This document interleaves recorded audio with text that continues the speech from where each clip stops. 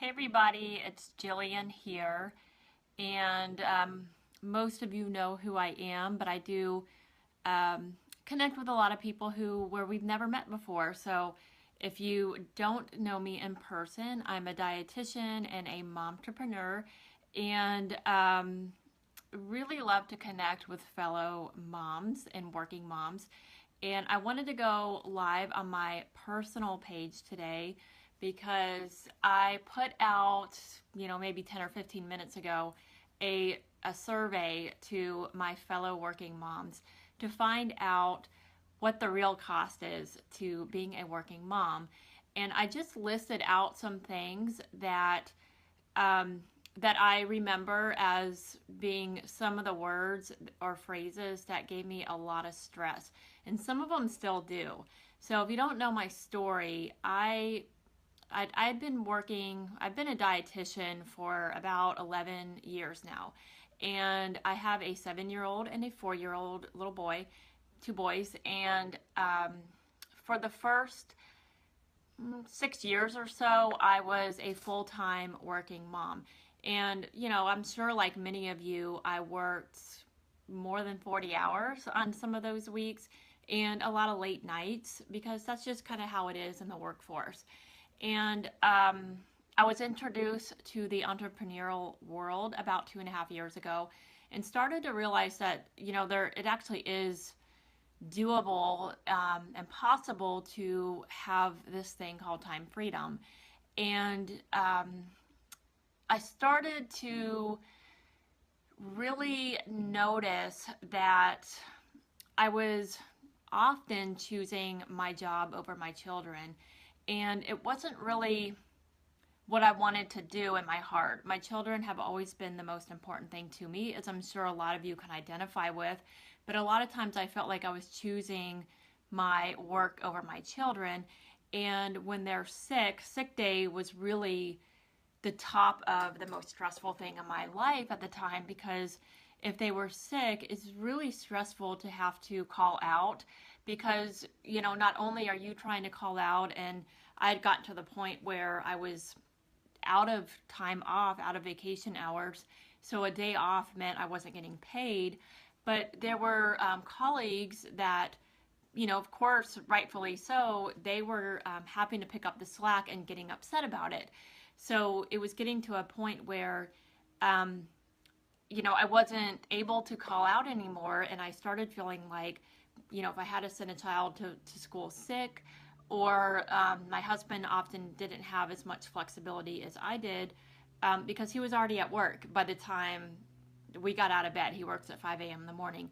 And it started to become a real source of stress for me. So about a year ago, I took the leap and left my full-time job. And in a lot of ways, being home with my children is a lot more stressful. But in some ways, it's been a lot easier because I have that time freedom. So I saw that some of you are putting things like clean house, it's always messy all the time, chores, and I'm telling you, like that's still stressful for me because I just don't like to do it.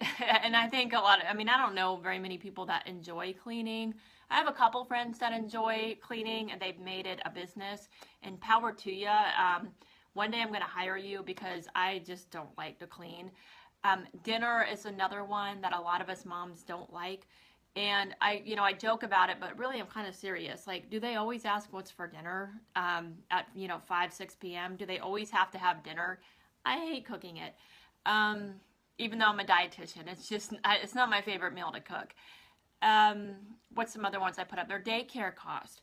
Daycare cost the most we ever paid, I think it lasted about 2 or 3 months, was $1,800 a month. I think we were working for daycare because it was just a temporary thing that we had to do. But we had 2 children in daycare, and it's very expensive these days. I kind of get a little pain in my heart because my parents tell me that back when I was in daycare before school, we're talking 30 plus years ago, they paid $25 for me and my sister to go to daycare. So times have changed, certainly. And so I know that that's a big source of stress for a lot of us, just because it takes half our paychecks. So I want to see, what is your big stressor, and just working. And I know that there's a lot of guilt that comes along with that. And a lot of the stress that comes with those words is kind of the root of it is guilt and feeling like we can't be all things to all people. And we want to be the housewife, the mom that gets it all done, that gives 110% at home, and then we feel like we need to do the same thing at work. And the fact of the matter is, if you try to do it all, you're not going to be able to. And that's where I came to that revelation a year ago. And Kayla, I know your story is probably similar to mine because you left your job as well. It's hard to, you get to a point where you have to pick one or the other. And I know that most of you, I was in that situation too. You don't have a choice. You have to work because you have to take care of your family. So you have to decide, how are you going to make it a balance, and how are you going to what is going to be good enough for you? And that perfectionism is not going to work for anybody. Even if you're working from home, even if you're a stay-at-home mom, you're never going to get it perfect. But if you ask your children what they think of you, you're probably going to be surprised, because they probably think the world of you. And you have to be okay with that, even if it's not perfect in your mind. I am on my personal page right now, but if you look at my bio, my about page, it says that I work at Jillian McMullen. And if you click on the link, in my banner, I have some tips on cooking easily for dinner. And I promise it's nothing crazy, nothing dietitian crazy.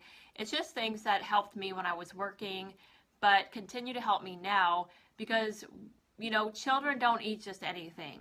I know that there are some of those moms out there that have these children sent from God that will eat anything, and will eat, they have that 3-year-old that eats tofu. Mine aren't like that. And I always say it's a dietitian's curse, but I think it's everybody, the majority of kids, they won't eat. And I have the 4-year-old that will not eat even if he's hungry, if he doesn't like the food. So this is kind of that happy medium. What do you do when you're in a hurry? Everybody's hungry, and it's also kid friendly for the most part.